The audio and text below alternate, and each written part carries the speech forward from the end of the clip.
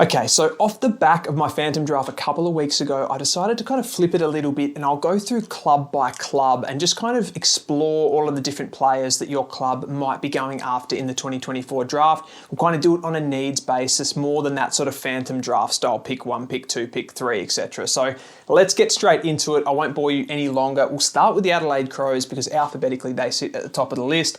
They have picks 4, 29, 42 and 60 in this year's national draft. So a couple of decent picks and then push back a little bit further after that. So, okay, so in an ideal world for Adelaide, they're certainly going to be, dreamland here if they had Sid Draper, Alex Dodson and Tyler Welsh all walk through the door pre-season next year. They're going to be absolutely wrapped with that. But let's be honest, the holy trifecta of Draper, Dodson and Welsh is pretty unlikely. But once they've taken Draper at pick 4, Welsh has been eaten up by that sort of pick 29 when a bid comes in the father-son, which will probably be somewhere around then. They'll probably be left with a pick somewhere in the 30s with the leftover. And I think they should be looking to explore. I know the fans want a key forward and there's probably a little bit of a need for a key defender even. So I think one that kind of jumps off the page to me is South Australian Charlie Nichols. So he's been a bit of a swing man, played forward in the first game in the National Championships and then he was taken back behind the ball too. So he's done pretty well as that swing man, key defender, key forward, 197 centimetres. I think he's a really, really exciting prospect for them. And the other one that comes to mind is Malachi Champion, who is a small forward, clever, mercurial type player, a nightmare when the ball hits the ground level inside forward 50. He's been a real damage per possession type player in this national championship. So I think he's another one. And I think Champion and Nichols, they both could be still available at that pick that the Adelaide Crows have in that sort of 30s area. Brisbane Lions, this is pretty straightforward. They've got Levi Ashcroft as the father-son there. The bid's probably going to come somewhere in the top 5. It usually does. They've got picks 12, 50, 62 and 68. Probably the most interesting thing here is that combines for 1,723 points in the draft value index. They've got Levi Ashcroft, who's a father-son, and they've got Sam Marshall, who is a academy selection that they'll be able to match when a bid comes. And they're both going to be around the top 20, especially Ashcroft top 5, Marshall top 20, top 30.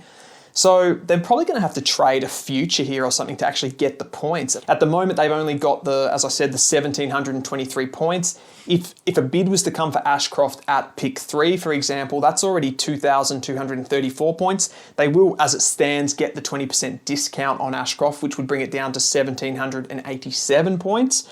But then what about Marshall? If a bid comes for him at 20 or something like that, they're going to have to find another, 500 to 1,000 points. So at this stage, I think they're going to have to get crafty with their draft picks and make something work. Carlton have no such problems like Brisbane. They have plenty of draft pick points sitting there. They've got 1,740 points on the board as they've stacked those later picks. Again, comes into this whole controversy around the AFL changing the rules with being able to stack these picks to make up points.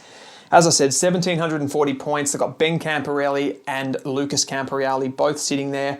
I'm going to do a little hypothetical on Carlton here. So if a bid was to come at pick 20 for Ben, that would be 912 points that they would need to come up with. Lucas Camporelli, if a bid came at, say, pick 40, it would be an extra 429 points. So they're still going to have plenty of points left over there with their draft picks. I think that's a reasonable assumption to make. I think Ben could be a little bit early, could be around the 15 mark, and maybe Lucas could be as high as 30 or 35, but I think that's probably somewhere around where they sit. What Carlton try to do around that, it's really difficult to tell. They might look to go for a key position player, someone developing, young, tall that has a lot of upside. I think they could do something like that later in the draft to make up their third selection in the draft. But I think they'll take, just the 3 players like they have to, and that will be the end for Carlton. Next up is Collingwood, who hold the picks 26, 44 and 48.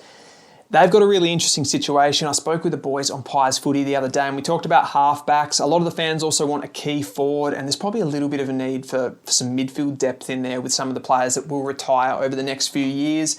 I think they can get quite a good pick with that 26 and then it might dry up a little bit after that. But I think with those later picks, 44 and 48, they might look to try to add a key position forward with that one, someone a little bit more speculative.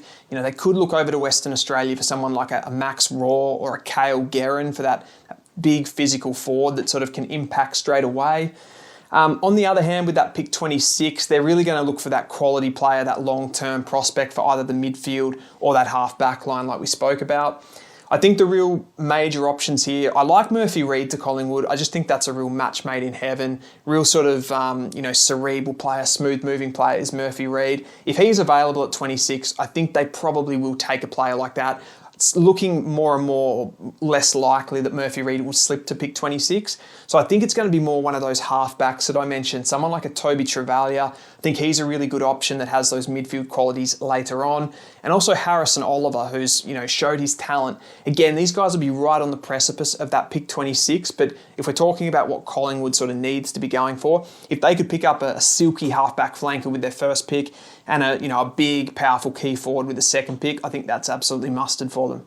Essendon, I just think this one is so easy. They just have to find a way to get Isaac Kako. He's absolutely the perfect player for them. They need that enforcer inside 50, that punisher, that high-impact player inside forward 50. They've been generating mass entries all season. They haven't been able to get someone to finish the job.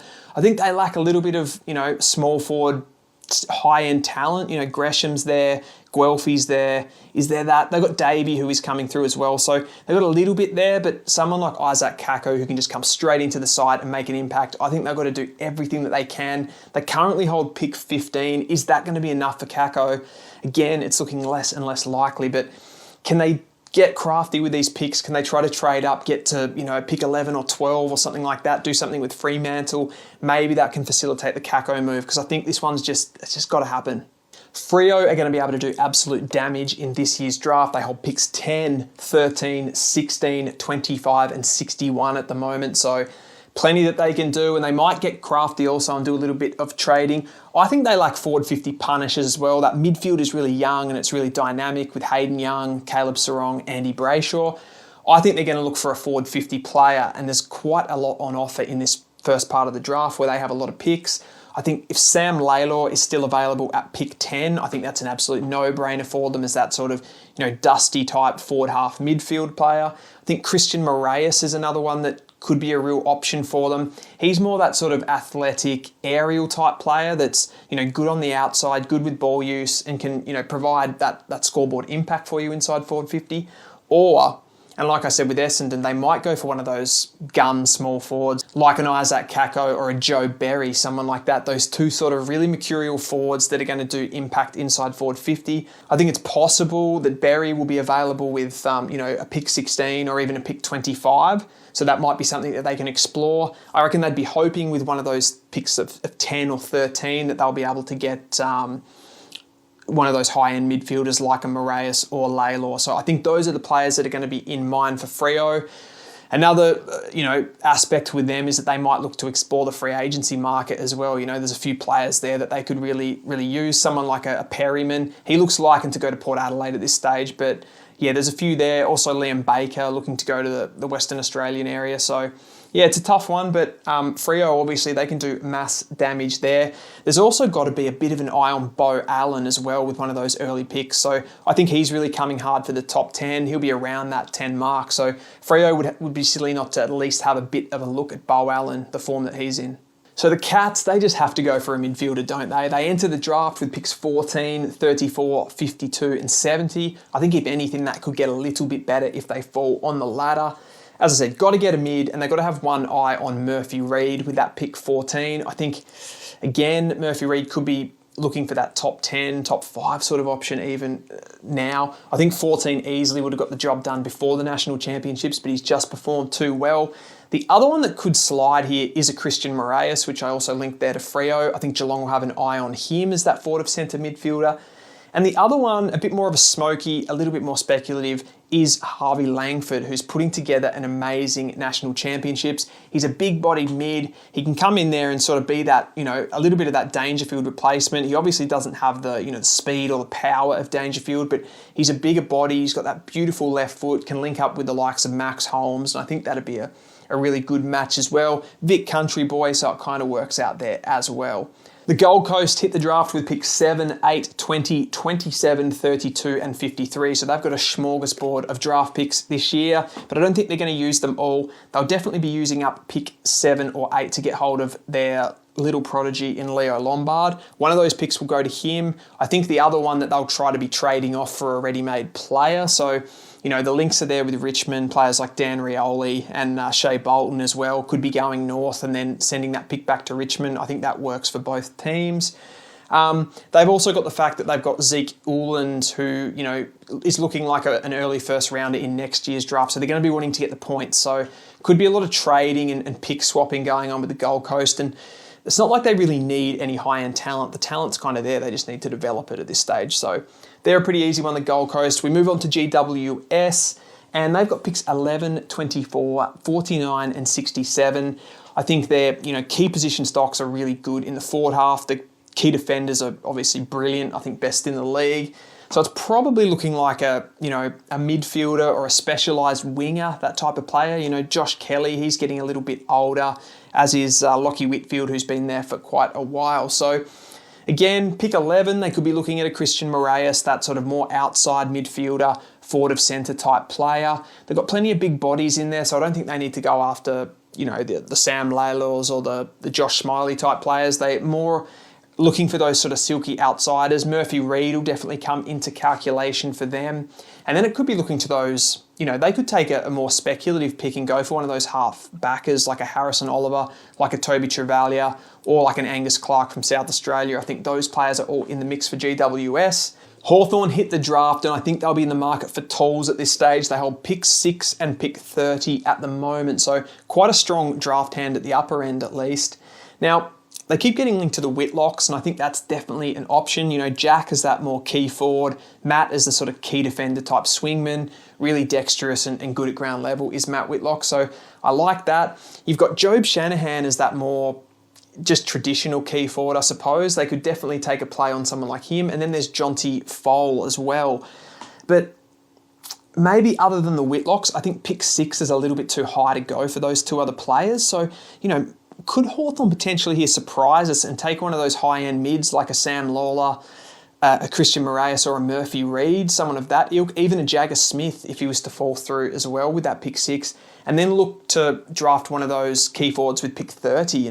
There is a chance that someone like a Jonty Fole, a Matt Whitlock is still available there, and if they're not, there's still quite a few other good forwards. Like I said, those guys from WA, like a Cale Guerin, I'm sure he'll still be there at pick 30, as will Max Raw as well. And then you've got your Charlie Nichols types. So there's quite a few options there. And then, the fact that they drafted Jasper Scaife as well in the mid-season, maybe they won't even look down the key forward path anyway. But really interesting for Hawthorn. They're one that I really need to study over the next couple of weeks and sort of get a feel on what they're going to do. We'll move on to Melbourne, who have pick 9, pick 38, pick 43, pick 46, and pick 55. So they're pretty stocked, again, mostly at the back end, but this is a deep draft, so you are going to be able to get some things done with those picks.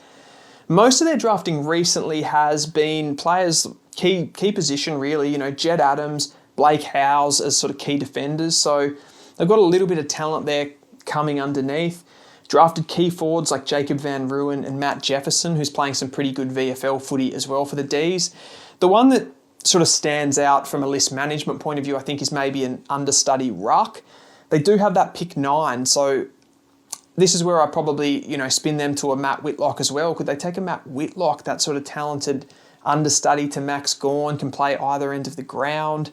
I don't think they'll be looking at the other key forward type, so I think that probably rules Jack Whitlock out.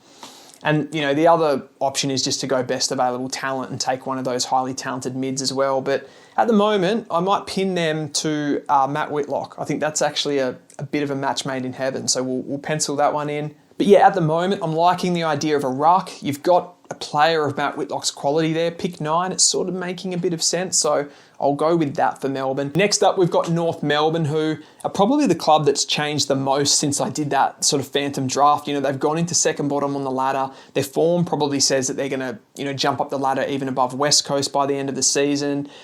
They, watching them over the last few weeks and looking at them from a list management point of view, it probably is moving me more and more away from that Josh Smiley pick, to be honest. Luke Davies-Uniacke looks certain to be staying now. You've got Harry Sheasel there. You've got, plenty of midfielders there. I think North will be moving away from that midfield idea. I'm not seeing the need as much for that huge-bodied midfielder that looked like before. They hold picks 2, 22, 40, 58 and 71. So again, they can do a lot of damage there, but for North, it's starting to get to that point where they just don't really need just tons and tons of new players. They just need the right players right now. And I'm going to go down a key position route here. I love the romanticism of Luke Traynor here, the fact that he's a North Melbourne supporter. I think North Melbourne as a club need that sort of, connection within the club. Players that, really do care about the club. They've recruited really well, like I said, with Sheasel and Wardlaw. Those guys seem to really love the club. So I love the romanticism of the Traynor one. And then I think with that second pick at 22, that's still a really strong pick. You're going to have guys like Job Shanahan, like Jonty Fole, I think still on the board at that point. And, I think Jonty Fole would be the perfect combination for Nick Larkey. If not, you could go for a Job Shanahan, who's probably still got to be around that mark. He might go in the teens. But I think one of those two players will be available. If North could pick up, the gun key defender in Luke Traynor and the gun key forward in a Fole or a Shanahan, that would be unreal, I think. So really going towards that for me. I've really changed my tune on that. So Port Adelaide, they are next. They have picked 33, 51 and 73. So probably the weakest hand in this draft if you're looking at it objectively. They probably want to get their hands on a tall forward with one of those picks. I again bring up the Western Australian boys. I think Cale Guerin, he'd be the perfect Charlie Dixon replacement. He's got that, enforcer capability. He's from Western Australia, so he's a little bit closer to home there going to South Australia. The other one would be Charlie Nichols that I also linked to the Crows. I think that one makes a bit of sense. The Power do actually have a potential later father-son here in Louis Montgomery, so he's one they're going to have to think about with those later picks and getting the points for him if they do want to make or match the bid. And they also have been linked to Harry Perryman. So if they were to get Harry Perryman through the door, what does that do to their first pick, which is 33? But if I was to say any one player that I think would be the best for Port Adelaide at this point, I'd probably go with Cale Guerin, the enforcing key forward. Richmond, they have a lot of work to do in this draft. They hold picks 1, 21, 36, 39, 41, 54, 57, 66, and 69. That's a lot of picks. Now, they're going to try to get some of those picks up the board, I assume. I do think there'll be some sort of a trade facilitated with Gold Coast here for that, one of those top 10 picks. So I think likely they're going to have 3, maybe 4 picks inside the top 25 to 30 by the end of the draft. So they'll be able to do a lot of damage. That number 1 pick is so widely discussed at the moment. I think it's making more and more sense the deeper we go that it is going to be Finn O'Sullivan. He's coming back from injury. Again, didn't set the world on fire in that Vic Country game, but does some nice things. Just looks like a really beautiful footballer, the way that he moves, the way that he plays. So I like that move for Richmond. As I said, they've got those bigger bodied mids in Taranto and Hopper, so having a player like Finn O'Sullivan, just that smooth mover that can come in. I did have them previously linked to Jagger Smith, it's definitely still an option. I think Jagger Smith, he's getting a little bit slept on here. Like, some of his clearance work is absolutely phenomenal. Again, if I do a perfect scenario here, a perfect world, walking in your door on the first day of pre-season, for the Tigers, they've got pick 1, Finn O'Sullivan, and then they've got a second pick inside the top 10, and they've grabbed Sam Lawler. I think that is a combination that just works. The Saints come into the draft in a really interesting position. They've got picks 5, 31, 47 and 55. There's the real possibility that the Battle could be leaving them, which is going to provide some compensation there, probably in the top 10 or the top 15 picks. So that, along with the pick 5 that they hold, they could do some real damage here. Now, I think they are going to be shopping in the midfield bracket. They have just unleashed Matthias Philippou into the midfield, which I think is a fantastic move. I love him as a player. I love the size of him. I love the movement, and I love the ball use. Now, what could they do here? Again, I think Sam Lawler, and again, they've got pick 5, so they're going to be in the best position of all of these teams that I've linked Sam Lawler to actually pull the trigger on him. I think if his back end of the carnival is good, he could be going as high as pick 5. The other options that they're going to have are Murphy Reed and probably Christian Moraes, someone like that. Could Josh Smiley even slip through to the Saints? Could they be getting him if North look at a key position player, if the Crows go for Draper and Richmond go for Finn O'Sullivan, could a player of Josh Smiley's quality be slipping through here that Saints could add to that midfield?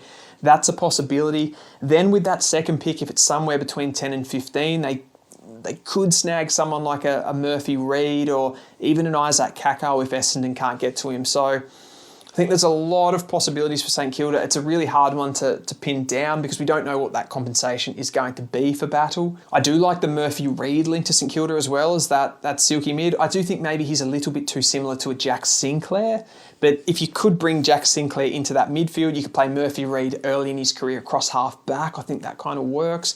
Understudy there to Nasiah Wangan and Miller. So I think there's plenty of talent in the St Kilda lineup. It's sort of dispersed unevenly, I would say, would be my takeaway from the Saints.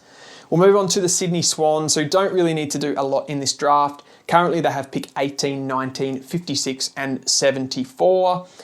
I think maybe key defenders is an area that they would like to add to based on their list build. They've got perhaps a deficiency in height in their defence is one thing that you would look at with, players like Blakey, who's around that sort of mid-190s.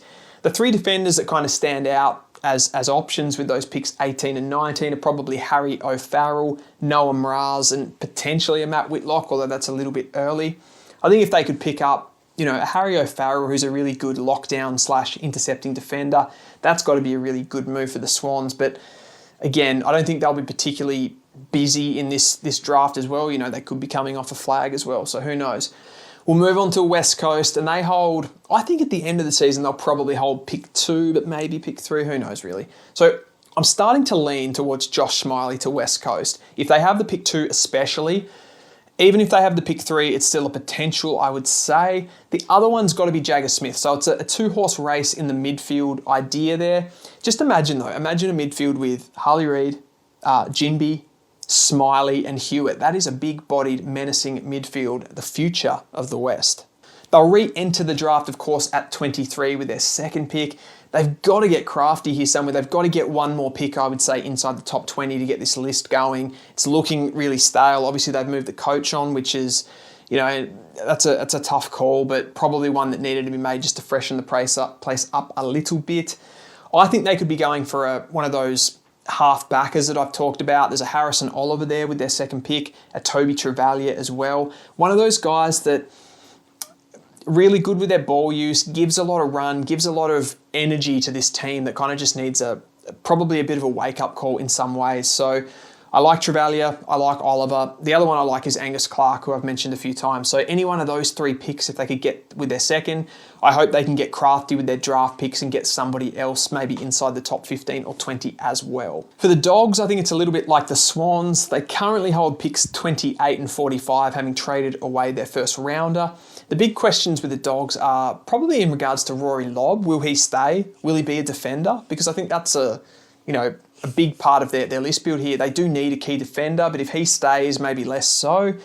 Is Bailey Smith going to leave as well? That's another one. They haven't been a team that's really lacked midfielders. They probably had too many midfielders, but they've sort of moved McRae onto this forward role. Do they need to get some more talented midfielders? They've still got, I think, Ed Richards. He's been groomed for that midfield role. You've got Riley Sanders as well. They're in that bracket of Sydney, I would say, with, they could be going after a Harry O'Farrell, a Noah Mraz, or a Matt Whitlock. Their pick at 28 is probably a bit late for Whitlock and probably O'Farrell, so it's probably more likely Mraz if they were going to go for one of those. And then, could they add a midfielder? And then that puts them into that realm of, someone maybe like a Cooper Hines, if they wanted a bigger body type midfielder. Harvey Langford there as well, who I linked to Geelong earlier. So again, two big-bodied midfielders there, but I would have thought key defender would be the main area that the Dogs would be looking. Okay, guys, that is my list of all of the players that your club needs to draft this season in the 2024 draft. Upcoming, we've got plenty of stuff on the horizon. So this week, it is essentially the grand final of the National Championships with the two undefeated teams, Vic Country and Vic Metro, going head-to-head at Marvel Stadium. So that's going to be fantastic. It's going to be Foss versus Smiley, those two number one contenders. Jagger Smith's going to be there as well, as is Levi Ashcroft. So there's going to be plenty to talk about after that game. I'll have the video dropping on Monday for the news of the weekend, I guess. So that's a wrap for me, and I'll see you guys next time.